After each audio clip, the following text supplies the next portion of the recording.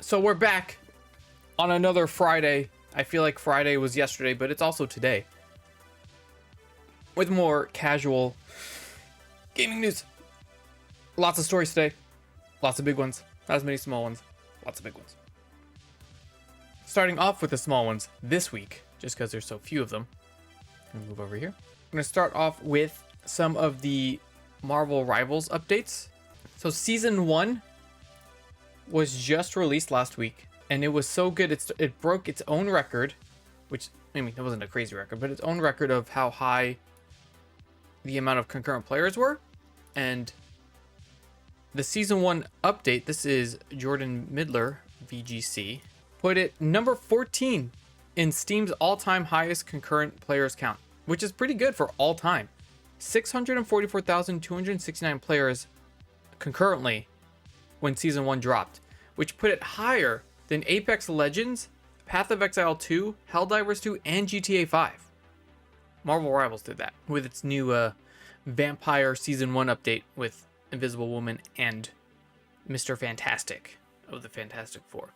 Pretty cool. They also said that, according to Tom Ivan VGC, but I assume it was a direct update from NetEase, that they're going to be launching a season like every year, or a new season every year, but each season is going to be, or it's a new season every 6 months that's going to be split into 3-month sections, is what they said. Each season will be rolling out fresh seasonal stories, new maps, and new heroes. We'll actually be breaking down each season into 2 halves. The length of one season is 3 months. Okay, so one season is 3 months, but each 3-month season will be 2 halves, which means 6 weeks per season. Every season, every half season will get a new hero. And that's a lot of heroes. Every 6 weeks, every month and a half. So that's like what, 9 heroes by the end of the year, something like that? And assuming most of them will be DPS. Also discussed how NetEase is approaching picking new heroes for the game.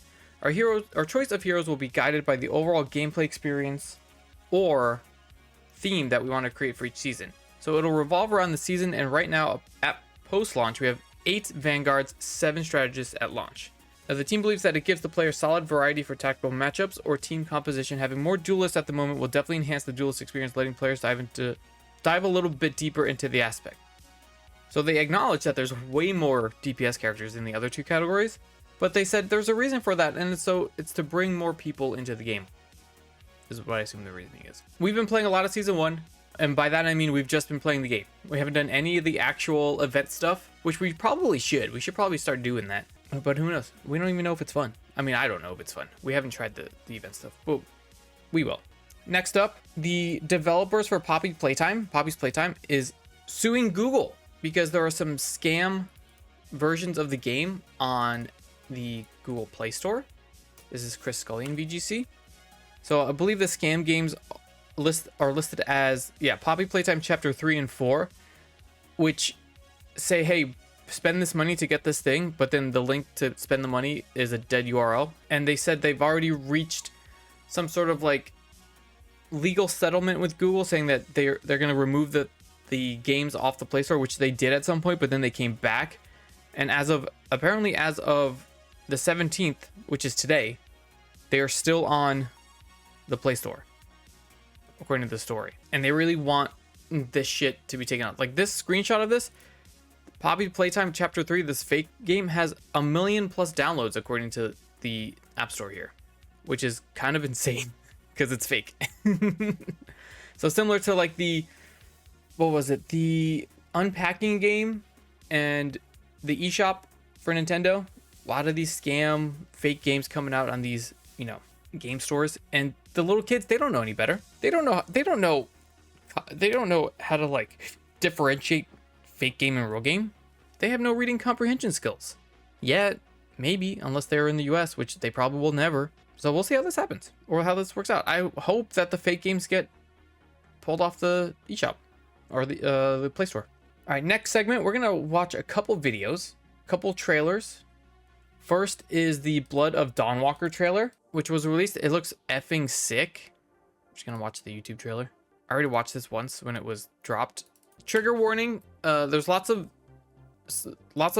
blood and gore in this, so be careful. It's a almost a 5-minute trailer, but it's so epic. From the people who brought you Witcher 3.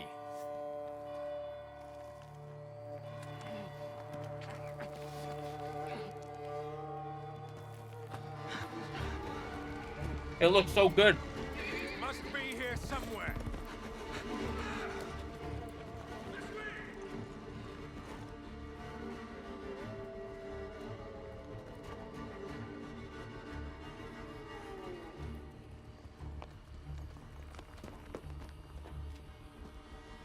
If you haven't seen this, again, there's gonna be a lot of slitting and stuff, and you know, vampire stuff. So careful. Close your eyes if you get too scared, Jen. You're gonna kick a child. Please, sir. She's just a child. Ah, Roderick, remind me. Did I make an exception for children? No, sire. No. That would have been foolish, would it not? They spread the plague just as well as adults. And there's only one way to stamp out this sickness.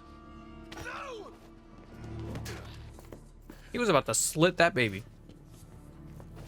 Not just a runner, but a fighter, too. Had we met under a different moon, things might have ended there. Oh my god.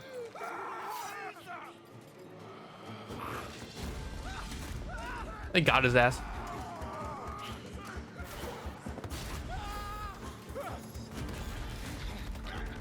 Now that's a lot of punching for a vampire, not gonna lie.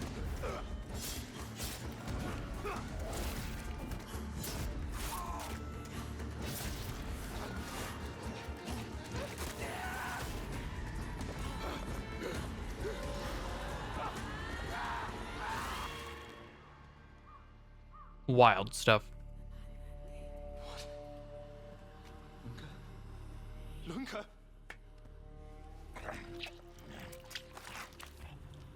The sounds are awful. My sister. She needs help. Fast. Please, let us pass through. I beg of you. Please. Please.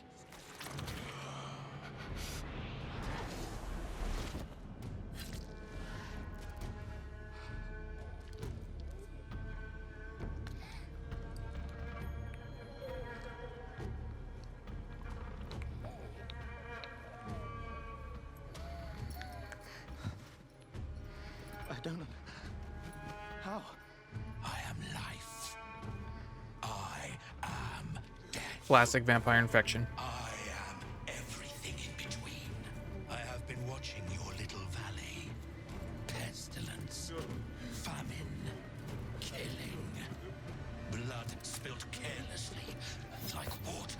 This game looks so fucking. I cannot wait for this game to come out. Things will be different now. Well, that's brutal. For all of you. Uh-oh. And then? The world needs what it fears. And there's like actual, like, a little bit of gameplay is wild.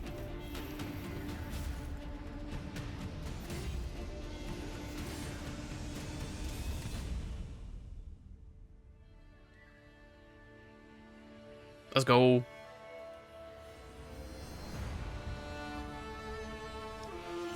Yeah. The blood of Dawnwalker. Because they probably can't say Daywalker because of Blade. Summer 2025. Who's excited? I am. Me. That's gonna be a fun time. So that was the directors of Witcher, or the lead developers behind Witcher 3. It's gonna be a new RPG. Open world. Very exciting. Another trailer. Let's go. The Until Dawn live action trailer. Until Dawn. This is the very first game that I ever streamed was Until Dawn. This is the actual trailer here.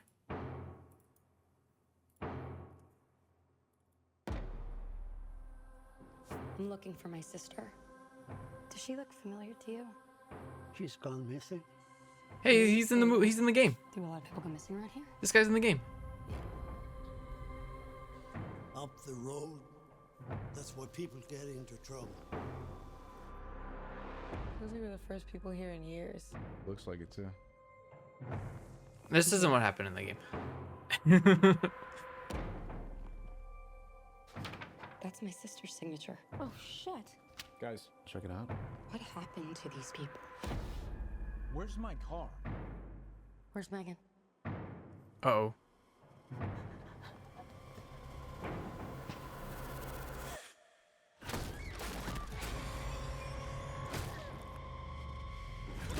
So this so far is nothing like the game.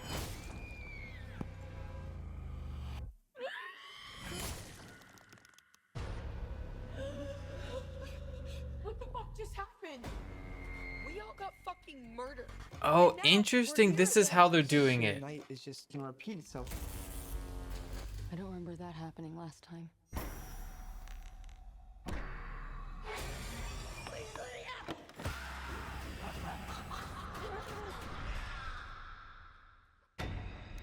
I get what they're doing, but I don't know why they're calling it Until Dawn. Holy shit. Every night, something new is trying to kill us. What is that? How many more deaths do you have in you? Nobody's made it past 13 nights.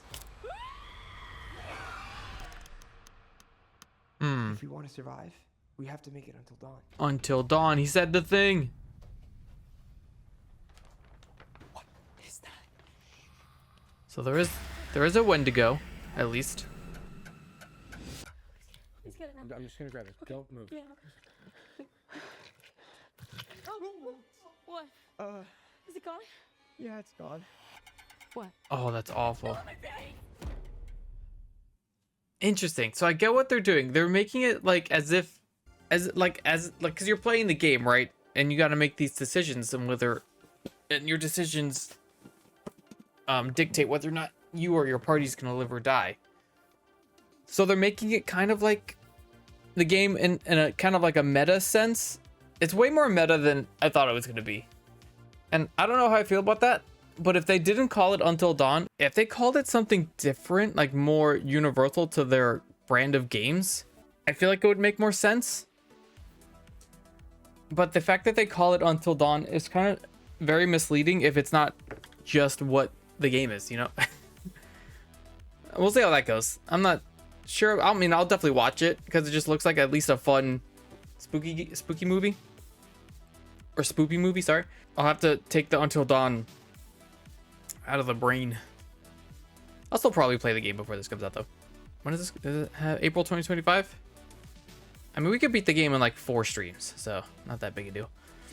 And something to transition from small news to big news. The Switch 2 was revealed, finally.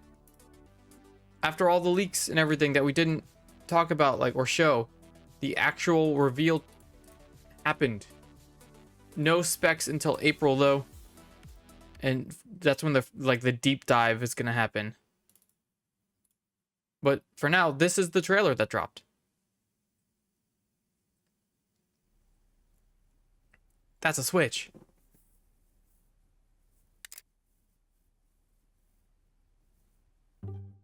Slightly bigger.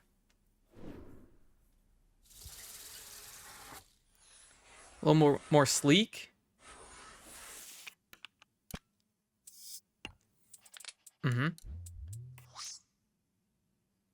A second USB-C. Got a thinner kickstand.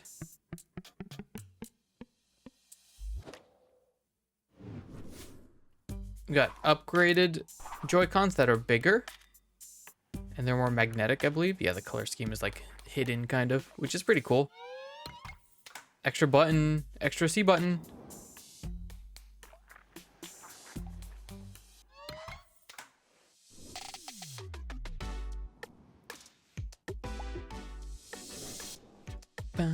I hope they fix the stick drift. They're sliding around.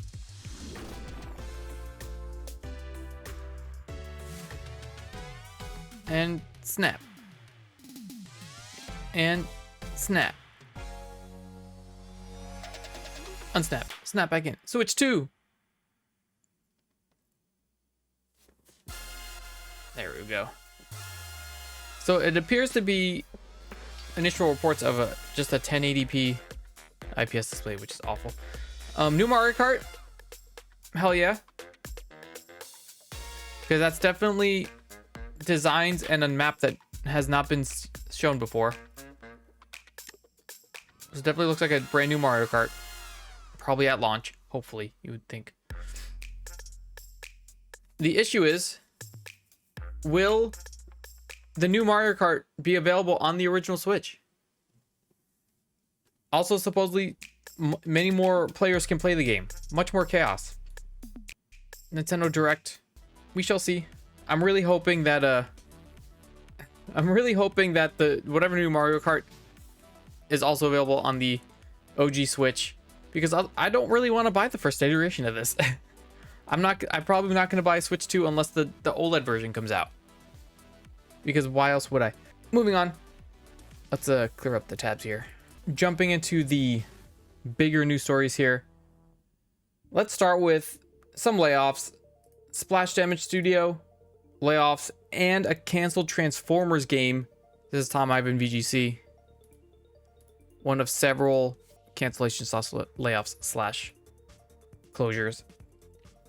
So the Transformers Reactivate, I think it was Reactivate. Yeah, Reactivate game has officially been canceled because Splash Damage Studio, that was developing the game, has experienced some layoffs. Where was the actual announcement here? Oh yeah, Splash Damage released a Twitter thing saying that they're unable to continue work on the Transformers game. That actually looked, I don't know if does anyone remember the reveal? I think they said it was E3 or something. Announced on PC and consoles December 2022. So it must have been like Game Awards that it was debuted. But it looked pretty sick. Like the trailer was really cool. But that was 2 years ago and nothing has happened. And now it's shut down. So that's very unfortunate and very disappointing. Today we have some very difficult news to share. The decision has been made to end development of Transformers Reactivate. This means we'll be scaling down to refocus our efforts on other projects. Unfortunately, despite every effort, a number of roles across the studio are now potentially at risk of redundancy.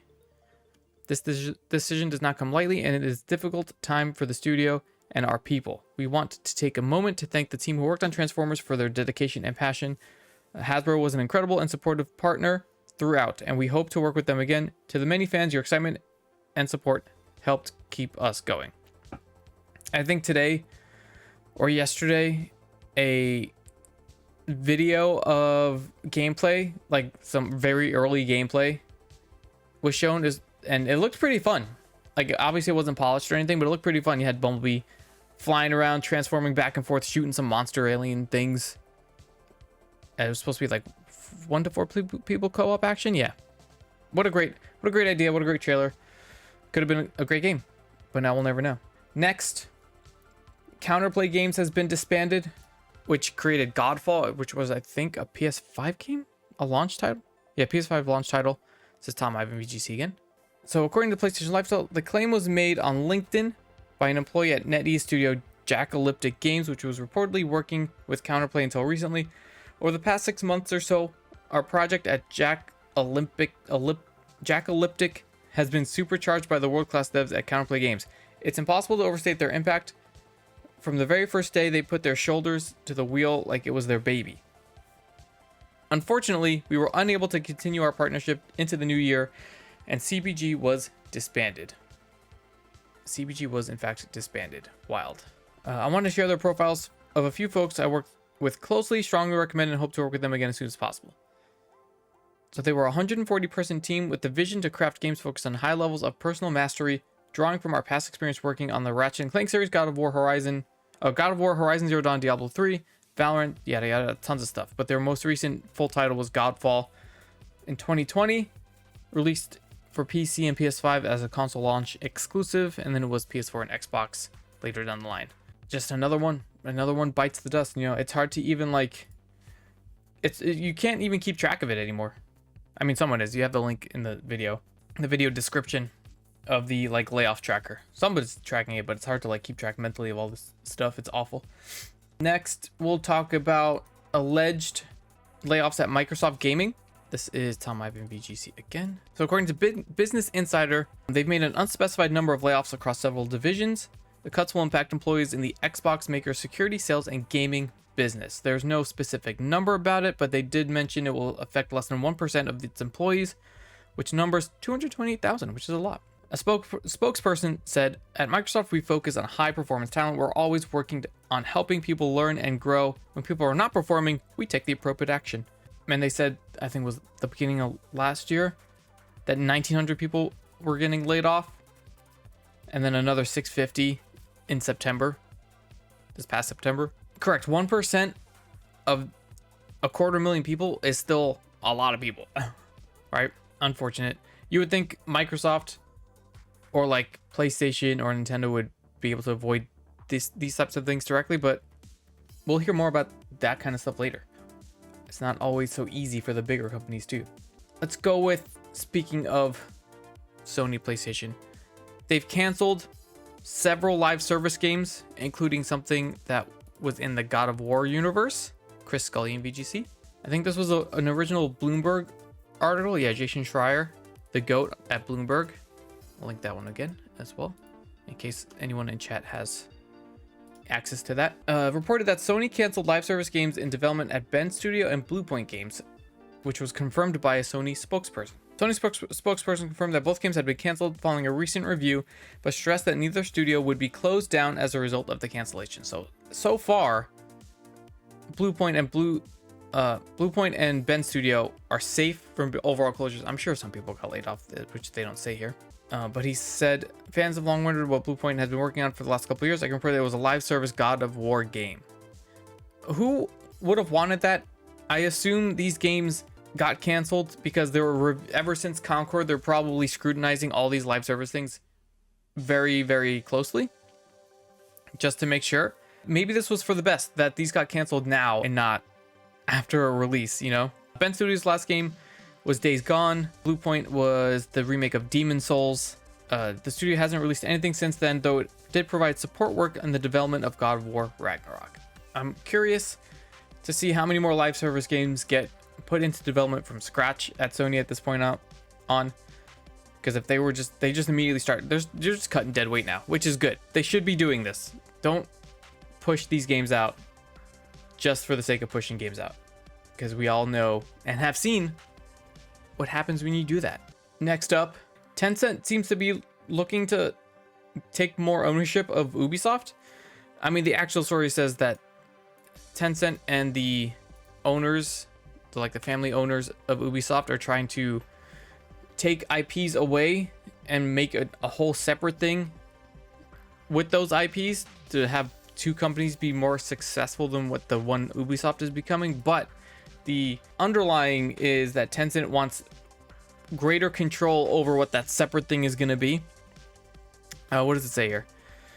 The report suggests that by creating a new venture and moving some of Ubisoft's IPs over to that, it could allow Tencent to own a stake in the new entity and gain more control over those IPs. No final decision has been made, the report claims, and it's also not clear what would happen if to the remaining Ubisoft IP that wouldn't be carried over to the theoretical new venture. But the Guillemot family owns 14% of Ubisoft shares, while Tencent owns slightly under 10% at 9.99, which overall isn't a lot, right? But they seem to be making a lot of the heavy decisions here, or trying to get more stake than, or trying to impose more stake than what they actually have. It seems to be working, because every story that we hear about Ubisoft and its like business proceedings, Tencent has been involved with. So something is going to happen. This is going to come to a head at some point, and we just have to wait to see what happens. I hope I hope they don't just like shred the entire Ubisoft brand. A little more real for people. Talk about the fires in LA that have been raging the past week or so, and how they're affecting the game studios in the area. This is Jordan Midler, VGC. So studios such as Riot and Naughty Dog have been letting their staff know that, hey, don't work, be safe. So this is, which one was the first one? Riot CEO posted to LinkedIn to reassure staff to take care of themselves and that the mission and the work will always be there. What can be said now to those around LA is to please take care. Please follow the guidance of the local authorities and take the appropriate precautions to be safe. And while I don't have the right words by any extent, I do have hope and belief in the courage of the communities, belief in the strength of Angelinos. Certainty I can say Los Angeles will rise from this moment stronger together. It takes a village to do what we do, and we're all in this moment together. For those in the world that have been reaching out, your support has been incredible. But Naughty Dog, I think Naughty Dog is just moving workers around. Plans in motion for workers to leave should they need. However, the fire isn't currently expected to reach that far south. I think there was another thing today, like literally just like a couple hours ago from Respawn. I think Respawn posted something. There it is. So they're basically saying, hey, thanks to all the first responders and stuff, which is pretty cool. But the PlayStation studios are pledging relief money. Tom Ivan VGC, which is pretty sick. So what did they say? Joint statement from Sony chairman and CEO Kenichiro Yoshida and president and COO Hiroki Totoki? Yeah. Los Angeles has been the home of our entertainment business for more than 35 years. We will continue to work with our local business leadership to determine how best Sony Group can support relief and recovery efforts in the days ahead. I think they pledged contributing $5 million to support first responders, community relief, and rebuilding efforts and assistance programs for those affected by the devastating Southern California wildfires. So they have their LA-based studios, Naughty Dog, Insomniac, Santa Monica Studios, have all released statements in which they confirm plans to donate relief efforts. So overall, about $5 million to the people affected by the fires, which is awesome. Look at that. The games industry looking out for people. Who would have thought? I wouldn't have. We're going to skip over the last story because it's going to be pretty thick and talk about the chat picks real fast. So going back to Marvel Rivals, apparently the new season update removed the ability for custom mods.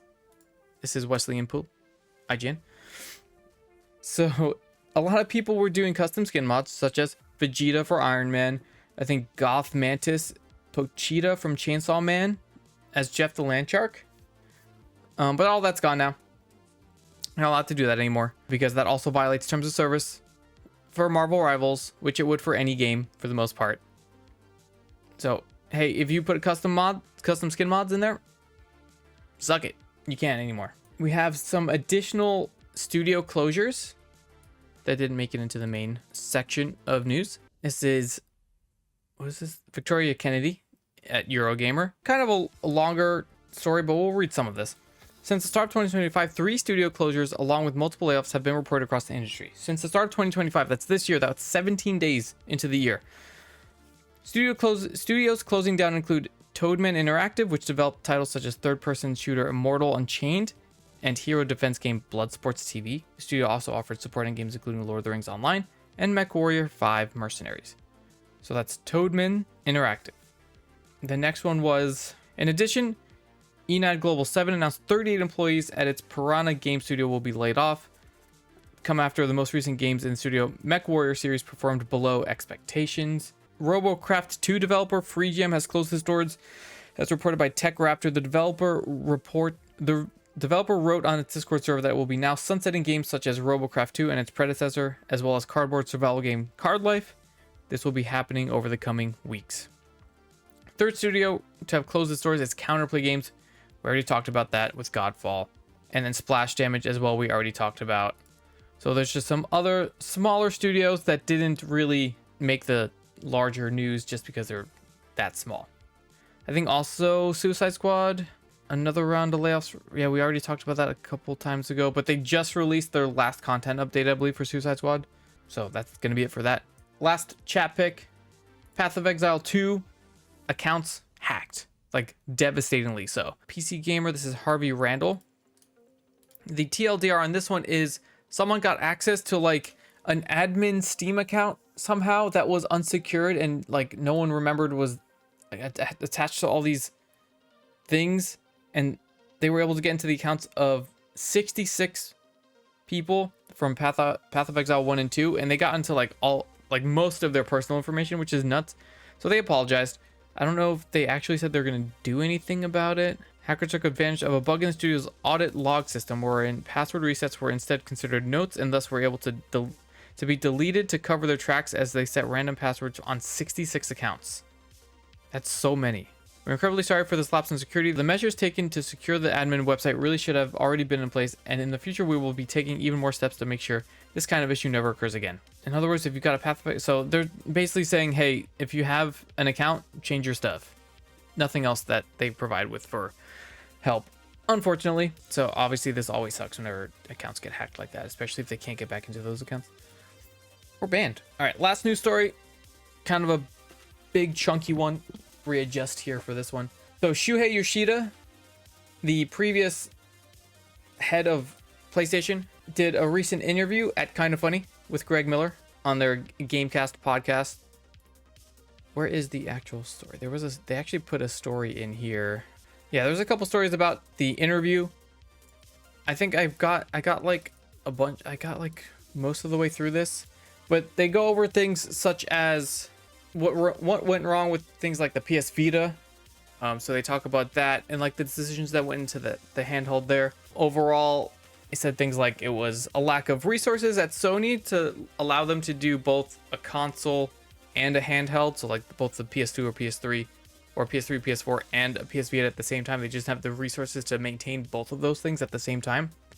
And also a bunch of silly like design things that they said that didn't need to be in there, like the touchpad, stuff like that, which like raised the price without adding too much value to it, because the design team and the software teams just weren't like meeting enough to like go over what would be useful, what wouldn't be useful. So that didn't really go over well at the end for the PS Vita. Talked about how the PS Portal was a little bit of a surprise because they knew, and they rightly so, Shuhei knew that no one's gonna want a handheld device that's only for streaming the console that you have in the same room, right? And he said he said in the interview that he told them no one's gonna buy the device if it's over $200, so it's $200 for your PS Portal, and it didn't have the streaming function that it does now. It didn't come out with that, which was a huge setback, where you couldn't like stream your PS games like you could on the computer now. But overall, it was a slightly better success than what they expected. They talked about how all of their first-party live service shooting games were taken down, like Killzone. What was the other one? It was Killzone and something else. Either way, they stopped making these games, even though people are clamoring for more of them in the series, because games like Call of Duty were just so big, it was pointless for them to try to compete. So they just like made more room to let Call of Duty thrive more. So they didn't really continue or pursue more live service first-person shooters. In general, their live service decisions were based in the past more on trying to catch up, whereas more recently it's been about, hey, if they think the game is good, they push it through. And I say recently, talking about games that haven't come out yet that they're still working on, instead of games like Concord. He said that he himself was not a big fan of game IPs being turned into live action adaptations, even though several of them have been very successful, like Last of Us, right? Very successful, but he's not like mad about it. He loves that part. He also touched on why there hasn't been any updates on a Bloodborne, like remake, remaster, any type of update at all. And I think he said the creator Miyazaki really, really wants to do something with Bloodborne and is really proud of it, loves it a lot, loves that universe, but is so busy that he has no time currently to work on it himself and doesn't want anyone else to do it. And apparently PlayStation, this is his theory, right? It's not actually, he says it's not actually what is happening. It's just his theory because he doesn't know for sure. But PlayStation is respecting Miyazaki's decision and not letting anyone else do anything with Bloodborne because he wants to do it himself, but he doesn't have time to do it himself. So that's why nothing's been happening with Bloodborne, which obviously an easy moneymaker, that their game right there. So again, it's a 2-hour interview. It's a really fun interview. I still have a lot left, like 40 minutes left in the interview to watch. I haven't had time today to get back into it, but it's a good listen. If you don't have to watch the video, there's also the regular audio podcast version of it.